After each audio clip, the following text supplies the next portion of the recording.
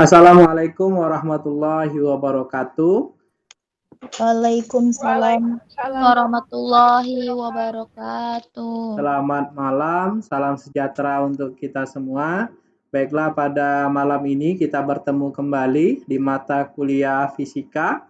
Pada mata kuliah fisika malam ini di pertemuan ke-8 kita akan memasuki bab yang disebut dengan dinamika gerak. Nah, apa itu dinamika gerak? Kalau ada dua jenis sebenarnya, ada yang namanya kinematika, ada yang namanya dinamika. Kalau kinematika, kita mempelajari gerak tanpa memperhatikan penyebab kenapa benda itu bergerak. Nah, misalkan kita belajar tentang gerak lurus, ya kan, gerak melingkar, kemudian kelapah jatuh, misalnya termasuk gerak lurus, itu kita nggak tahu penyebabnya kenapa. Nah, tapi pada dinamika gerak, ini bagian pertama, ya kita akan mempelajari gerak suatu benda dengan memperhatikan kenapa benda itu bisa bergerak. Nah, tentu yang menyebabkan benda bergerak kira-kira apa menurut kalian? Kalau suatu meja misalkan bergerak, kira-kira penyebabnya Tidak apa? adanya suatu gaya. Gaya. Gaya itu disebut dengan apa bahasa Inggrisnya? Apa? Style, Pak. Style. Atau force. Oke. Nah, pada pertemuan kali ini, jadi pada pertemuan ini ada beberapa hal yang akan kita bahas, ya. Yang pertama, yaitu kita akan membahas apa itu gaya, ya, pengertian gaya itu sendiri. Kemudian yang kedua kita akan membahas jenis-jenis gaya. Jadi jenis-jenis gaya itu ada 6, ada 5 gitu ya, ada sekitar 5 6 itulah lupa. Kemudian nanti kita akan membahas tentang hukum 1 Newton, kemudian hukum 2 Newton, hukum 3 Newton, dan yang keenam kita akan belajar tentang bagaimana penerapan hukum Newton, dan nanti kalau sempat kita akan membahas tentang ukuran pusat. Tapi ukuran maksudnya itu adalah ukuran kesetimbangan. Nah, yang pada pertemuan ini kalau bisa 1 sampai 6, nanti yang bagian keduanya kita lanjutkan di minggu depan.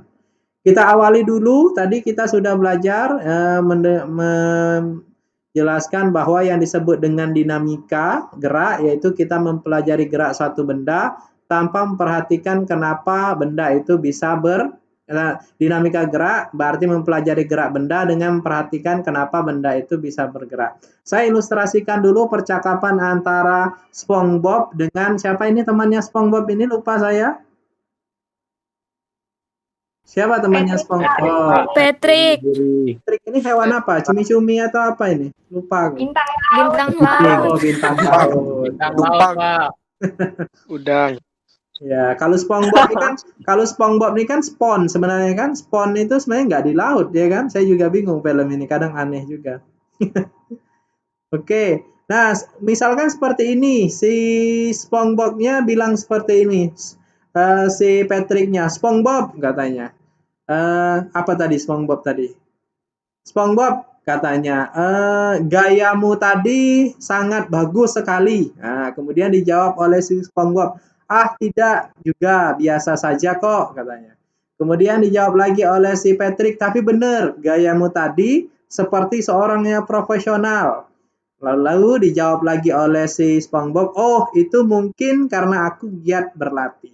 Nah, jadi yang disampaikan oleh mereka berdua tadi, yaitu oleh si Patrick dan si SpongeBob tadi, ini sebenarnya gaya, yaitu style.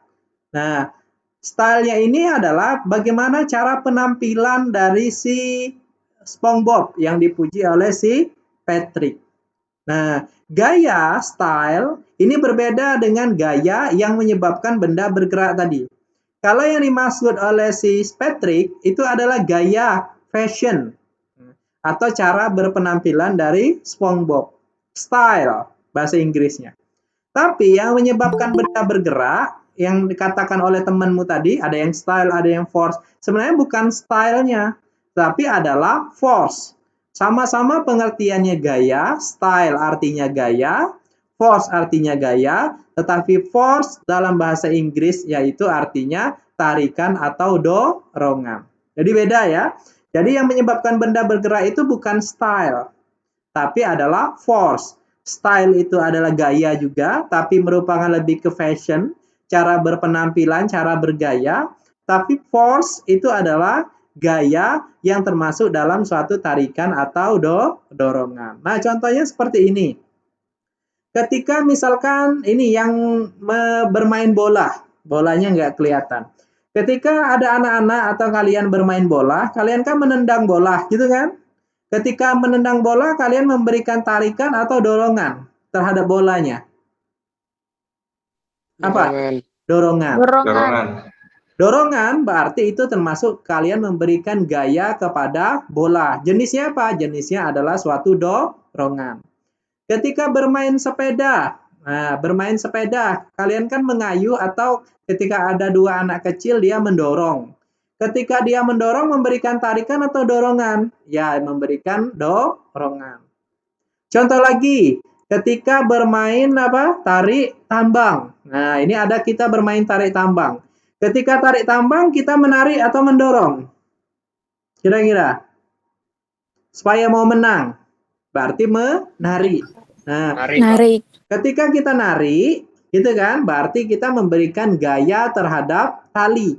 Gayanya jenis apa? Yaitu berupa tarikan. Nah, tarikan, tarik-menarik antara dua kelompok inilah maka yang disebut dengan force. Mungkin satu lagi ketika bermain ayunan. Nah, ketika bermain ayunan kan berayun gitu kan.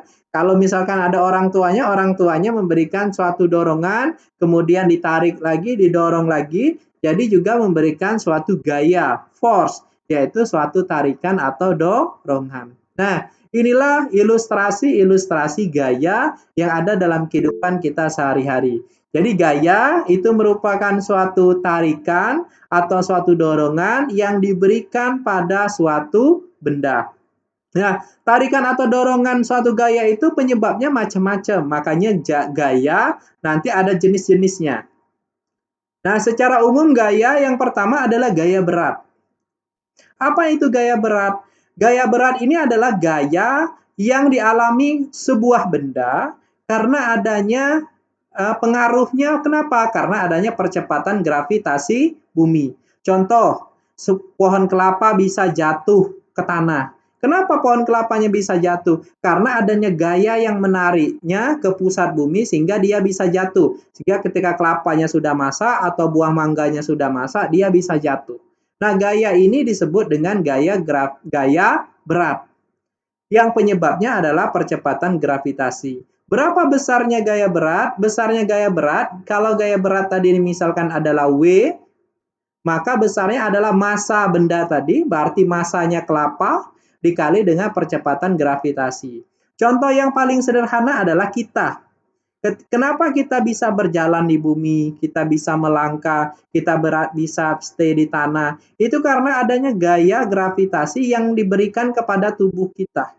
Berapa besar gaya beratnya? Yaitu massa kita dikali dengan percepatan gravitasi. Ingat ya, beda antara berat dengan massa. Dalam kehidupan sehari-hari, misalkan kamu beli gula.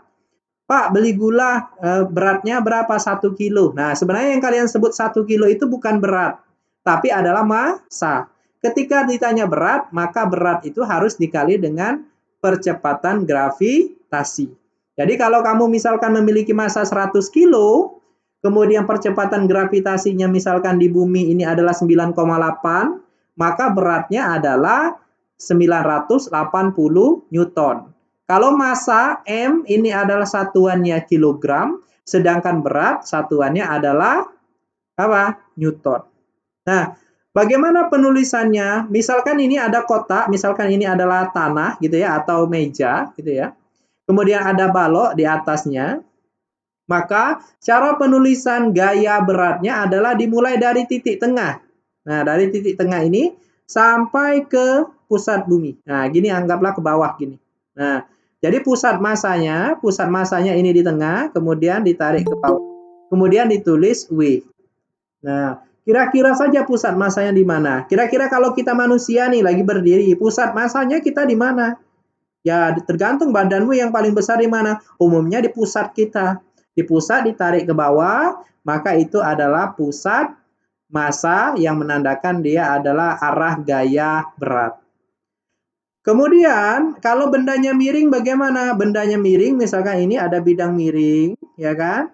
Nah, gaya berat itu selalu arahnya bukan ke bawah, tapi dia selalu menuju ke pusat bumi, tapi harus selalu begini. Nah, ini adalah nilai W, nilai gaya beratnya, bukan ke sini. Kalau W cos theta ini adalah transformasi dari gaya karena dia berada pada bidang dengan kemiringan tertentu. Sehingga besar gayanya adalah, besar transformasi gaya beratnya adalah W cos theta. W ini gaya beratnya, cos theta ini adalah besarnya kemiringan. Nah, itu jadi gaya berat. Jadi gaya berat itu gaya yang dialami oleh suatu benda karena adanya percepatan gravitasi. Kalau tidak ada gaya berat, maka manusia tidak akan bisa hidup di bumi, ya kan? Gaya berat ini beda-beda antara di bumi dengan di bulan. Di bumi, pernah nonton film John Carter? Di sini ada yang pernah nonton film John Carter? Enggak, Halo? Pak. Nah, gimana? Di sana dia di bulan kan dia bisa melompat, gitu kan? John Carter-nya bisa melompat. Kenapa? Massa kita, jadi massa saya misalkan 65 kilo, ketika massa saya 65 kilo di bumi, di bulan juga akan massanya 65 kilo. Jadi massa dimanapun berada, dia nilainya tetap. Karena pengertian massa sendiri adalah kandungan materi yang dimiliki oleh suatu benda.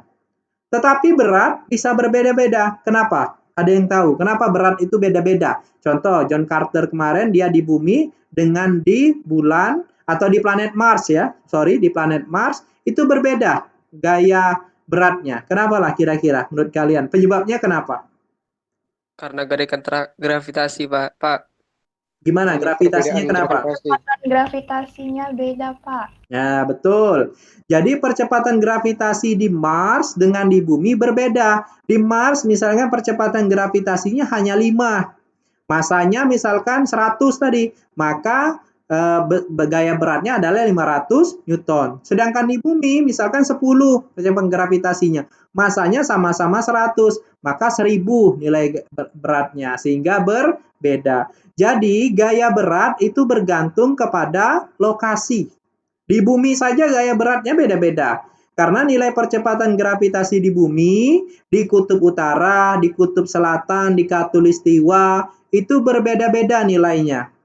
Di kutub utara mungkin lebih besar dibanding dengan di khatulistiwa. Kenapa? Karena gaya berat dipengaruhi oleh percepatan gravitasi. Percepatan gravitasi dipengaruhi oleh yang disebut dengan jari-jari bumi. Ya, paham ya? Jadi kalau massa dia nilainya tetap dimanapun berada, kamu mau kemanapun, di belahan bumi manapun nilai massa tetap. Tapi kalau gaya berat atau berat saja biasanya itu berbeda karena bergantung dari nilai percepatan gravitasi di mana kamu berada. Apalagi kalau di luar bumi itu beda lagi pasti.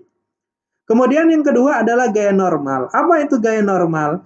Nah, gaya normal ini ada gaya yang dialami benda jika benda tersebut bersentuhan dengan bidang.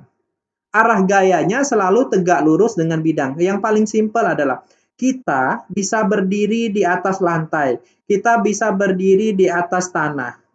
Kenapa? Karena kita ada gaya yang diberikan oleh lantai ke kaki kita sehingga kita bisa berdiri.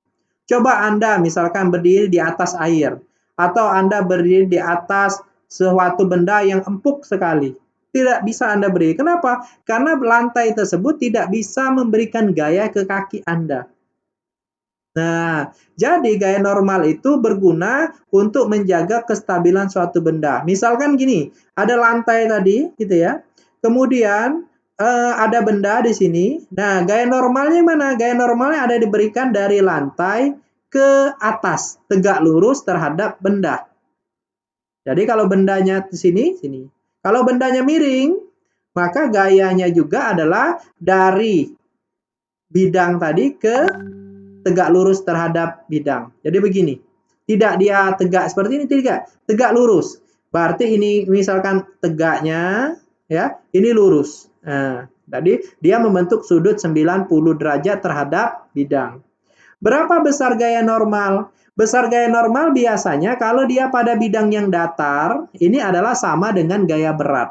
Jadi misalkan kita berdiri di lantai, gaya normal yang diberikan oleh benda ke lantai, gaya yang diberikan oleh lantai ke benda ke kita itu sama dengan berat kita. Makanya kita misalkan kita naik kaca misalkan. Benda kaca itu bisa pecah. Kenapa? Karena kaca tersebut tidak mampu menahan gaya berat yang diberikan kepada kita dan dia harus mentransformasikan gaya normal ke kita supaya kita bisa berdiri. Beda ketika kacanya kita taruh di lantai. Itu akan beda. Mungkin kacanya tidak pecah karena dia hanya menopang gaya berat kita. Tapi ketika bendanya kita taruh di tempat yang punya bawahnya kosong misalkan, kita duduk di atasnya itu bisa pecah karena dia harus menampung memberikan gaya normal ke kita sehingga kita bisa berdiri. Ya. Nah, itu pentingnya gaya normal. Gaya normal juga penting karena tanpa ada gaya normal kita tidak bisa berjalan, stay dan lain sebagainya. Yang kedua, yang ketiga adalah gaya luar. Nah, gaya luar yang saya contohkan tadi, yang berupa tarikan atau dorongan, misalkan kalian mendorong meja, kalian mendorong kursi, kalian memindahkan benda, itu pasti ada dua. Kalau nggak kalian memberikan dorongan kepada benda, mengambil, memindahkan, atau kalian menarik benda tersebut. Nah, itu yang disebut dengan gaya luar. Gaya yang diberikan pada suatu benda karena pengaruh gaya luar. Jadi bukan terjadi secara alami, tapi ada penyebabnya. Itu gaya luar. Contohnya kalau di gambar ini adalah orang yang mendorong meja. Kemudian yang keempat adalah tegangan tali. Halo, suara saya masuk? Aman kan? Masuk, Pak. Oke. Aman. Yang Masuk, Pak. keempat adalah tegangan tali atau disebut dengan gayanya T. Gaya tegangan tali atau biasanya disebut dengan tegangan tali ini saja adalah gaya yang timbul pada tali akibat diberikan gaya luar dan diberikan pada dua buah benda yang berbeda. Contoh, ketika tadi orang main tarik tambang. Talinya itu sendiri, ya, talinya kan ditarik sehingga talinya menjadi tegang. Nah, tegangan itu disebut dengan tegangan tali. Atau pada katrol ketika kalian nimba air, yang masih nimba air, ya kan? Nah, kalau ada, ketika nimba air, yang di bagian bawahnya adalah ember, yang bagian di luarnya misalkan adalah kalian ketika menarik. Talinya menjadi tegang. Nah, talinya menjadi tegang, inilah yang disebut dengan gaya tegangan tali. Dan yang terakhir adalah gaya gesek. Apa itu gaya gesek? Nah, kalau gaya gesek ini berbeda dengan gaya normal ya. Jangan disamakan. Kalau gaya gesek adalah gaya sentuh antara dua buah benda yang bidang geraknya berlawanan dengan arah benda. Contohnya begini. Nah, contohnya ini. Ada benda, kemudian ada orang menggeser. Nah, semakin berat bendanya, maka gaya gesek yang diberikan oleh benda ke lantai akan semakin besar. Besarnya gaya gesek ini bergantung kepada apa? Yang pertama adalah massa benda, dan yang kedua adalah tingkat kekasaran dari bidangnya. Coba kalau bidangnya ini misalkan berupa lantai yang licin, maka akan mudah untuk menggeser mejanya. Tapi kalau lantainya misalkan di bawahnya adalah tanah, misalkan apalagi kerikil atau apalagi misalkan pasir yang bidangnya sangat kasar, tentu sangat susah untuk menggeser meja ini. Jadi arah gaya gesek itu selalu berlawanan dengan gerak suatu benda. Misalkan orang ini mendorongnya ke kiri, gaya geseknya tidak kelihatan. Dia arahnya adalah ke kanan. Nah, itu gaya gesek. Jadi gaya yang dikibarkan oleh dua buah benda yang saling bergesekan. Yang besarnya itu nanti bergantung dengan yang disebut dengan koefisien gesek. Nah, koefisien gesek ini ada dua. Ketika bendanya diam, maka dia memiliki yang disebut dengan koefisien gesek statis. Ketika bendanya bergerak, maka dia akan memiliki koefisien gesek kinetis. Nah, tadi ada 5 jenis gaya tadi. Sebenarnya arah kita untuk mempelajari yang disebut dengan hukum gerak Newton. Nah, sebelum kita ke hukum gerak Newton, silahkan kalau ada pertanyaan dahulu. Ada? Silahkan.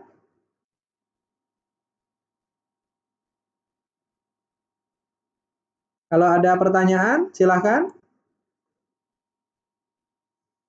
Saya nggak ada, Pak. Nggak ada? Lanjut? Ya, kita lanjutkan kalau nggak ada pertanyaan.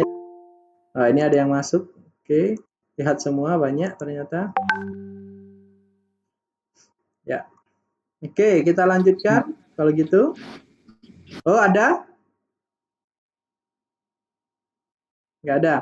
Oke, kita lanjutkan ke hukum gerak Newton. Nah, hukum gerak Newton ini apa sih sebenarnya hukum gerak Newton? Jadi hukum gerak Newton ini adalah hukum yang menjelaskan bagaimana hubungan jenis-jenis gaya tadi dengan gerak yang diakibatkan oleh gaya tersebut. Jadi hukum Newton ini adalah hukum yang membahas tentang benda bergerak yang diakibatkan oleh gaya. Gayanya apa saja? Gayanya ada 5 tadi. Ada apa tadi? Gaya berat, ada yang namanya gaya normal, kemudian ada namanya gaya luar, ada tegangan tali, dan ada namanya gaya gesek. Nah, kelima gaya itu bisa terjadi pada suatu benda. Nah, hukum Newton ini ada 3. Yang pertama yang disebut dengan hukum 1 Newton, atau disebut dengan hukum kelembaman, atau hukum kemalasan, atau hukum inersia. Yang kedua yang disebut dengan hukum 2 Newton, dan yang ketiga yang disebut dengan hukum aksi reaksi. Nah, kita bahas yang pertama dulu adalah hukum 1 Newton. Nah, ini salah ya. Yang penulisannya benar adalah hukum 1 Newton. Nah, yang betul hukum 1 Newton bukan hukum Newton 1. Nah, itu beda makna. Newtonnya hanya 1 orang tapi dia mengeluarkan 3 hukum. Kalau hukum Newton 1 berarti orangnya beda. Kalau hukum Newton 2 berarti Newton 2. Kayak Sri Sultan Hamengkubuwono I, Sri Sultan Hamengkubuwono II, berarti orangnya beda-beda masing-masing mengeluarkan hukum. Tapi kalau di sini Newtonnya cuma 1, tapi dia mengeluarkan 3 hukum. Jadi yang benar adalah hukum 1 Newton. Ini saya revisi ya. Nah, apa itu bunyi hukum 1 Newton? Bunyinya gimana? Dia mengatakan seperti ini, apabila tidak ada gaya yang bekerja pada suatu benda, maka benda yang diam itu akan tetap diam, tapi benda yang bergerak, dia akan bergerak lurus beraturan. Apa maknanya? Contohnya, nah tadi pagi misalkan subuh-subuh tadi, kamu lagi tidur enak-enaknya, ya kan? Tiba-tiba terdengar suara azan. Bangun nggak dirimu? Yang bertakwa mungkin bangun ya kan, tapi yang malam tadi lembur, banyak tugas, kemudian apa namanya, main game, sulit bangun. Nah, sehingga suara azan tidak bisa membangunkanmu. Kenapa? Karena kamu mengalami yang disebut dengan hukum 1 Newton. Ketika benda diam, maka benda tersebut akan cenderung untuk diam. Termasuk dirimu kalau kamu diam, cenderung untuk diam. Suara azan tidak bisa membangunkanmu. Sebenarnya itu force, gaya. Lalu datanglah ibumu dengan membawa gayung yang diisi oleh air. Disiramkannya ke mukamu sehingga kamu bangun. Kenapa? Karena gaya yang diberikan oleh ibumu cukup untuk membangunkanmu. Nah, berarti apa? Benda ketika kalian diam, kenapa susah bangun? Itu kenapa? Karena hukum Newton bekerja di sana. Sehingga perlu sesuatu yang besar untuk membangunkanmu. Yang paling simpel lagi misalnya, ketika kalian berkendara, itu tadi kan kalau benda diam, ya kan? Kalau misalnya kita lagi duduk, disuruh ibu mau beli, nak belikan sayur, atau nak belikan ke pasar beli isi pulsa, kamu kadang nggak mau, nolak dan sebagainya. Kenapa? Karena secara fisika itu hukum Newton yang bekerja. Sehingga memerlukan gaya untuk menggerakkannya. Nah, contoh yang lain adalah ketika bendanya bergerak. Contoh ketika kamu mengendarai sepeda motor, atau ketika kamu sedang berada di mobil gitu kan.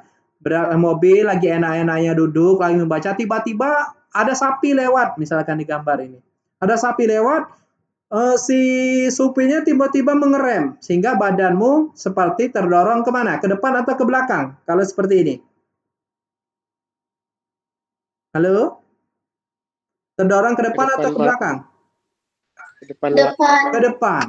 Nah, jadi badannya terdorong ke depan. Itu kenapa? Karena tubuh kita sudah PW, sudah nyaman di posisi diam. Sehingga ketika ada gaya yang bekerja, gaya yang tersebut bekerja pada Anda yang berupa tarikan atau dorongan, maka tubuh kalian akan terlempar. Jadi, dapat dirumuskan bahwa hukum 1 Newton menyatakan bahwa total gaya sama dengan 0, baik gaya yang berasal dari bidang horizontal maupun gaya yang berasal dari bidang vertikal. Jadi, suatu benda dia akan mempertahankan keadaannya jika tidak diberi oleh gaya. Bisa tetap bergerak. Jadi kalau misalkan dia tidak diberi oleh gaya, maka benda tersebut kalau yang diam akan diam, kalau yang sudah bergerak, dia akan bergerak lurus beraturan. Ya, ini contohnya lagi ya, mobil tiba-tiba diam, kemudian ngegas. Nah, tadi berhenti ngegas, maka tubuhmu seperti terdorong ke belakang. Karena dia mula-mula diam. Diberikan gaya, ditarik, maka tubuhmu akan ke belakang. Nah, ketika kamu sedang berjalan juga sama seperti itu. Nah, inilah yang disebut dengan hukum 1 Newton.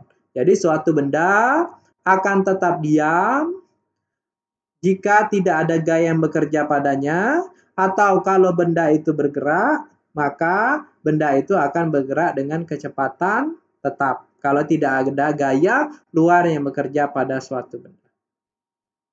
Kemudian yang kedua adalah hukum 2 Newton. Nah, hukum 2 Newton ini, kalau hukum 1 Newton dia menjelaskan tentang benda yang diam atau benda yang bergerak tapi dengan kecepatan tetap, artinya dia memiliki percepatan sama dengan 0.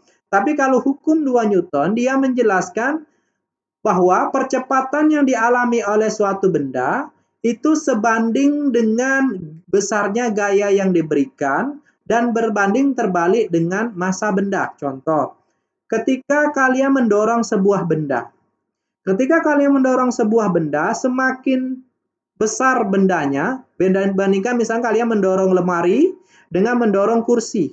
Ketika kalian mendorong lemari, mungkin akan susah bergerak, tapi bergeraknya pelan-pelan.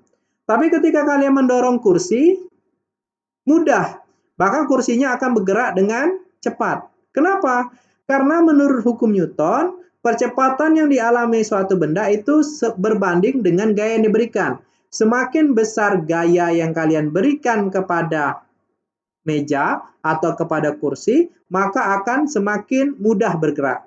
Kalau mejanya misalkan tadi hanya didorong oleh 1 orang, tenaganya misalkan cuma 100. Tapi kalau didorong oleh 5 orang, tenaganya 500, maka meja tersebut akan lebih mudah bergerak. Tetapi berbanding terbalik dengan massa. Jadi mejanya semakin besar, maka dia akan semakin sulit bergerak. Hingga perumusannya adalah A, kalau A ini adalah percepatan, maka percepatan itu adalah besarnya gaya, baik berupa tarikan atau dorongan, dibagi dengan besarnya massa benda. Jadi percepatan itu sebanding dengan, artinya semakin besar gaya yang diberikan pada suatu benda, maka percepatannya semakin cepat, semakin besar masanya, maka percepatannya semakin kecil. Ya, contohnya seperti itu. Nah, dalam kehidupan sehari-hari maupun dalam perhitungan nantinya, gaya yang arahnya ke kanan itu kita ilustrasikan dengan positif, yang ke atas juga positif, yang gaya arahnya ke kiri negatif, yang ke bawah juga negatif.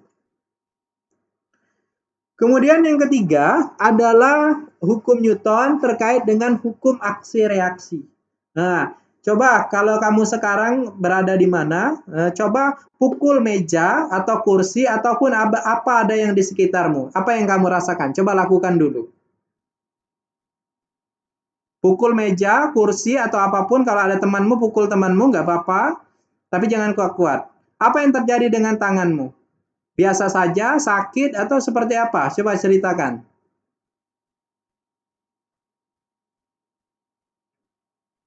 Halo?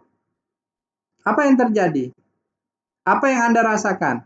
Tembok lah kira-kira. Coba pukul tembok. Jangan keras-keras. Apa yang terjadi dengan tanganmu? Sakit nggak kira-kira? Sakit. Pak. Sakit, Nah, Pak. kenapa kira-kira bisa sakit? Coba, siapa yang tahu Karena kenapa keras, Pak. tangannya bisa sakit? Karena temboknya keras. Karena temboknya keras. Apa lagi? Karena Kenapa tangan kita bisa sakit? Karena temboknya bales, dia tidak terima. Jadi makanya ketika kamu memukul orang, dibales orang, itu sebenarnya nggak masalah. Kenapa? Karena itu merupakan hukum 3 Newton. Ketika kalian memberikan aksi, maka akan timbul reaksi. Benda mati saja, dia bisa membalas. Ketika kalian memukul meja atau memukul tembok, berarti kalian memberikan aksi, memberikan gaya kepada tembok.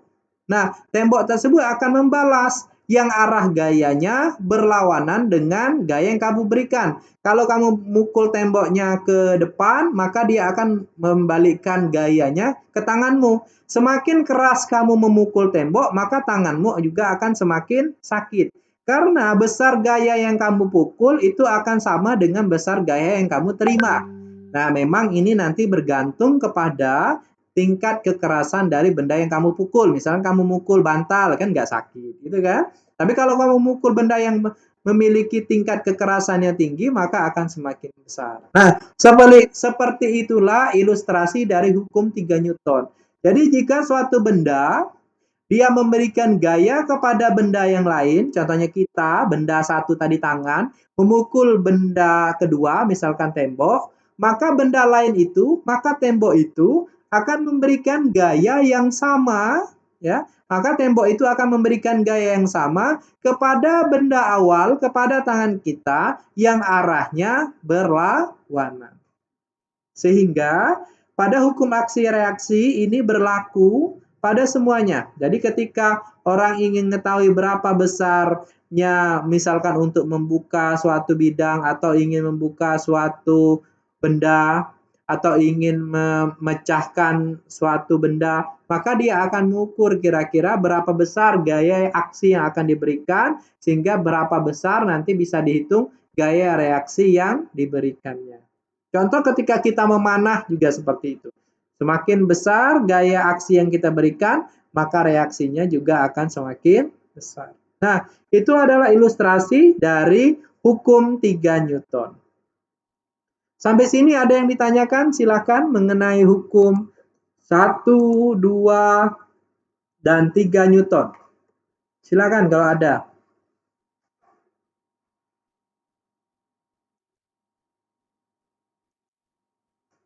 Ada?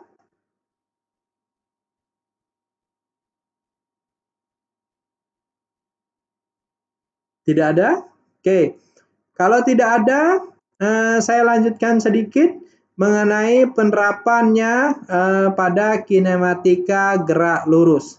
Ini ada banyak, ini penerapannya saya ambil 1 atau 2 saja, minggu depan saya lanjutkan ya.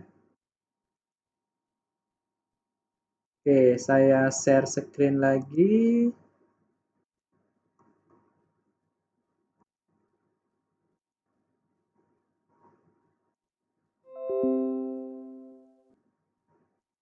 Ya. Sekarang kita masuk ke penerapannya, yaitu hukum Newton tadi. Bagaimana penerapan hukum Newton, hukum 1 Newton? Nah, salah satu penerapan hukumnya 1 Newton adalah pada benda tegar. Benda tegar itu adalah benda yang memiliki kesetimbangan tertentu. Contohnya ini. Biasanya kalau di depan rumah ya, di depan rumah kita kan biasanya membuat apa namanya kanopi. Nah, kanopi itu sebenarnya adalah penerapan dari hukum 1 Newton. Jadi bendanya diam. Nah, bagaimana misalkan ini ada tali gitu ya, ada tali.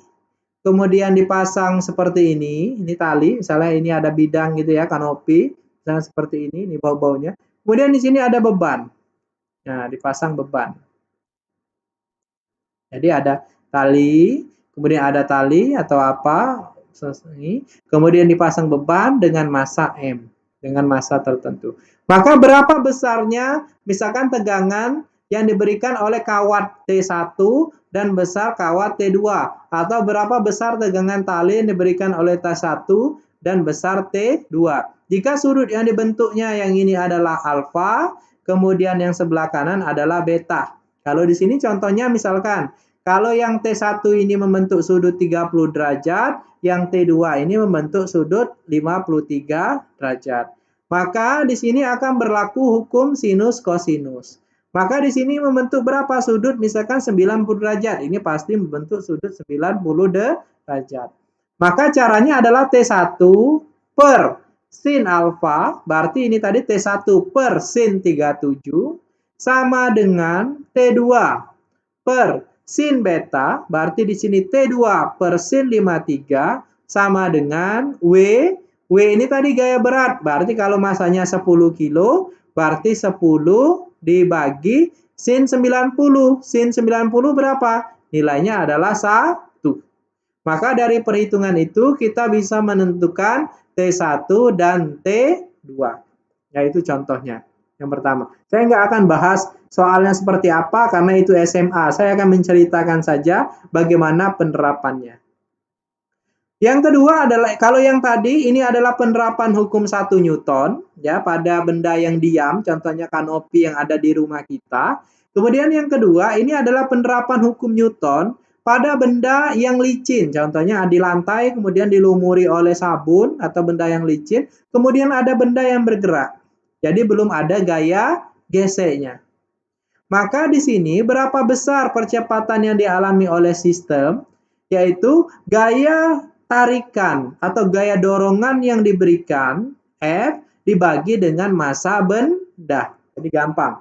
Jadi ketika ada benda berada pada bidang datar yang licin, berarti belum ada gaya geseknya, maka percepatan suatu benda, kecepatan dia bergerak, percepatan dia bergerak, itu adalah gaya tarikan, besarnya tarikan atau dorongan yang diberikan dibagi dengan massa. Contohnya ketika kamu menggulingkan kelereng gitu ya. Nah, di lantai yang licin, maka berapa percepatan kelerengnya? Gaya dorong saat kamu melemparkan kelereng dibagi dengan massa kelereng itu sendiri. Nah, tapi ketika kamu memberikan dorongannya itu tidak pada bidang datar, bukan pada bidang datar artinya membentuk sudut. Ya, gaya yang kamu berikan itu tidak sejajar atau sebidang dengan bidang datar, tetapi membentuk sudut theta, maka besarnya percepatan sistemnya yaitu F ya dikali cos theta, sudut ini, sudut yang dibentuk dibagi dengan massa. Jadi bedanya dengan yang tadi adalah hanya pada ada sudut. Kalau tadi yang ini ya gayanya itu mendatar, jadi sejajar dengan bidang ini, sejajar dengan bidang, sama arahnya. Tapi kalau yang kedua, dia membentuk sudut tertentu, ya miring seperti ini F-nya. Ada sudut sebesar theta yang dibentuknya.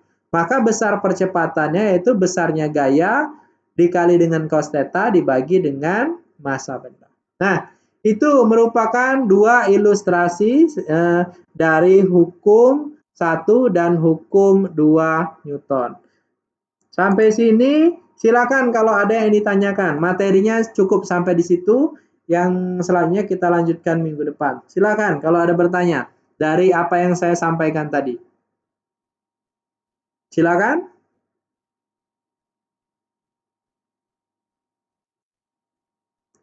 Si Angga, Tri Arinatur, Ayu, Cut, Devri, Desinur, dan yang lain-lain, Dewi Sabrina, Eka, Faris, Indra. Ayo, silakan. Kalau ada yang ditanyakan. Apa sudah tidur semua? Nanti saya minta nyalakan kamera, ternyata pada tidur semua nih. Silakan kalau yang ditanyakan. Nggak ada, Pak. Oke, cukup pertemuan kita pada hari ini ya. Nggak usah lama-lama. Nanti kalian bosen juga. Yang penting intinya, saya minta Anda pahami konsepnya, apa itu gaya, contoh hukum 1 Newton, 2 Newton. Nanti saya minta komen di YouTube. Saya minta Anda ceritakan dengan bahasa Anda sendiri, apa itu hukum 1 Newton, hukum 2 Newton, hukum 3 Newton, kemudian berikan contoh dalam kehidupan sehari-hari selain yang ada saya ceritakan di slide. Anda pikirkan kira-kira apa sih penerapan hukum 1, hukum 2, dan hukum 3 Newton dalam kehidupan sehari-hari. Ya, ini nanti saya upload, kemudian nanti Anda komen di YouTube. Gitu ya. Kalau nggak ada, Oke, Pak. kalau nggak ada, saya cukupkan pertemuan kita pada malam hari ini. Terima kasih. Kita lanjutkan minggu depan.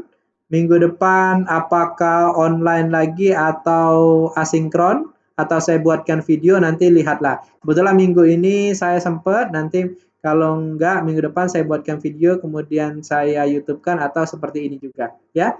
Demikian, terima kasih atas perhatiannya. Mohon maaf atas segala kekurangan. Tentu banyak kekurangan karena tidak maksimal, saya pun nggak bisa melihat Anda di sini sehingga saya seperti berbicara di depan laptop saja.